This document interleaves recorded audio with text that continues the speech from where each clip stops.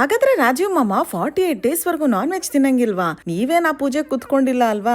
ನೀವು ಕೂತ್ಕೊಂಡ್ರು ನಾನ್ ಕೂತ್ಕೊಂಡಿಲ್ಲ ಅಲ್ವಾ? ನನಗೇನ ರಿಸ್ಟ್ರಿಕ್ಷನ್ಸ್ ಇಲ್ಲ ಅಲ್ವಾ? ಅದೇ ಉತ್ಸವದೆಲ್ಲ ಕ್ವಶನ್ಸ್ ಆಗಿತ್ತು. ಗೃಹ ಪ್ರವೇಶ ಅಂತ ನಮ್ಮ ತಮ್ಮ ಅವರು ಸತ್ಯನಾರಾಯಣ ಪೂಜೆ ಮಾಡಿಸಿದ್ರು. ಅದಾದ್ಮೇಲೆ ಉತ್ಸವ ಜೊತೆ ಇದ್ದಿದ್ದ ಕ್ವಶನ್ ಆನ್ಸರ್ ರೌಂಡ್ ಅಲ್ಲಿ ಬಂದ ಕ್ವಶನ್ಸ್ ಇದು. ಅವ್ರವ್ರಿಗೆ ಅವ್ರವ್ರ ಚಿಂತೆ. ಗಣಪತಿ ಹೋಮಕ್ಕೆ ನಾವೆಲ್ಲರೂ ಕೂತ್ಕೊಳ್ಳೋಣ ಪೂಜೆಗೆ ಅಂತ ನನ್ನ ತಮ್ಮ ಹೇಳಿದ್ದ. ಅದಾದ್ಮೇಲೆ ಸತ್ಯನಾರಾಯಣ ಪೂಜೆಗೆ ರಾಜೀವ್ ಮತ್ತೆ ಸುಷ್ಮಾ ಕೂತಿದ್ರು. ಕತೆ ಓದೋದೆಲ್ಲ ಇರುತ್ತಲ್ಲ, ಅದನ್ನ ಇವ್ರ ಹತ್ರನೇ ಓದಿಸಿದ್ರು ಅರ್ಚಕರು. ಪೂಜೆ ಎಲ್ಲ ಆದ್ಮೇಲೆ ಕುತ್ಕೊಂಡು ಡಿಸ್ಕಸ್ ಮಾಡ್ತೀವಲ್ಲ, ಆದ್ಮೇಲೆ ಸತ್ಯನಾರಾಯಣ ಪೂಜೆ ಮಾಡಿಸಿದ್ರೆ ತುಂಬಾ ಒಳ್ಳೇದಾಗತ್ತೆ ಮನೆಗೆ. ಆದ್ರೆ 48 ಡೇಸ್ ವರ್ಗು ನಾನ್ ವೆಜ್ ತಿನ್ನಂಗಿಲ್ಲ ಅಂತ ಉತ್ಸವಗೆ ಫುಲ್ ಟೆನ್ಷನ್.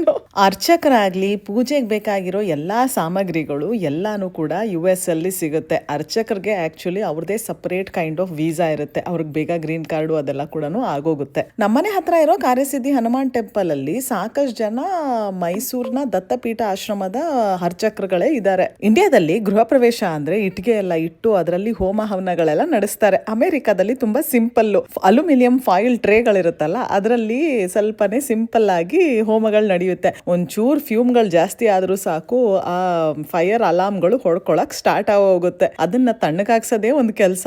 ಗೃಹ ಪ್ರವೇಶದ ಪೂಜೆ ಆಗಿದ್ದು ಸೋಮವಾರ. ಮೊದಲೇ ಎಲ್ಲ ಪ್ಲಾನ್ ಮಾಡ್ಕೊಂಡಿದ್ವಿ. ಪೂಜೆ ಒಂದ್ ದಿವಸ ಸಪರೇಟ್ ಆಗಿ ಮಾಡ್ಕೊಳ್ಳೋಣ, ಒಂದು ಜನನೆಲ್ಲ ಕರೆದು ಪಾರ್ಟಿ ತರ ಇನ್ನೊಂದ್ ದಿವಸ ಸಪರೇಟ್ ಆಗಿ ಮಾಡ್ಕೊಳ್ಳೋಣ. ಎರಡೂ ಎಲ್ಲ ಮಾಡ್ಬಿಟ್ರೆ ತುಂಬಾ ಕಷ್ಟ ಆಗುತ್ತೆ ಎಲ್ಲಾನು ಮ್ಯಾನೇಜ್ ಮಾಡೋದು ಅಂತ.